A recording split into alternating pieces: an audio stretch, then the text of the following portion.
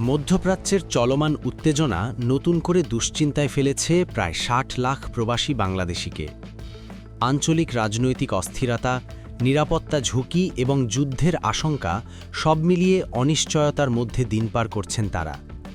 উপসাগরীয় অঞ্চল জুড়ে বসবাস করছেন বিপুল সংখ্যক বাংলাদেশি কর্মী, বিশেষ করে সৌদি আরব, সংযুক্ত আরব আমিরাত, কাতার, কুয়েত এবং ওমান এই দেশগুলোতে কর্মরত আছেন লাখ লাখ বাংলাদেশি। সাম্প্রতিক আঞ্চলিক উত্তেজনা তাদের নিরাপত্তা ও কর্মসংস্থান নিয়ে তৈরি করেছে শঙ্কা। প্রবাসীদের অনেকেই জানিয়েছেন, সরাসরি সংঘাতের প্রভাব এখনও না পড়লেও বাজারে অস্থিরতা, কর্মক্ষেত্রে চাপ এবং ভবিষ্যৎ অনিশ্চয়তা তাদের মানসিকভাবে ভুগাচ্ছে। পরিবার-পরিজনও দেশে বসে রয়েছেন দুশ্চিন্তায়। বাংলাদেশ সরকারের পক্ষ থেকে পরিস্থিতি পর্যবেক্ষণের কথা জানানো হয়েছে। সংশ্লিষ্ট দূতাবাসগুলো প্রবাসীদের সতর্ক থাকার আহ্বান জানিয়েছে এবং জরুরি প্রয়োজনে যোগাযোগের নির্দেশনা দিয়েছে। বিশেষজ্ঞরা বলছেন, পরিস্থিতি যদি দীর্ঘায়িত হয় তবে তা শুধু প্রবাসীদের জীবনেই নয়, দেশের অর্থনীতিতেও প্রভাব ফেলতে পারে।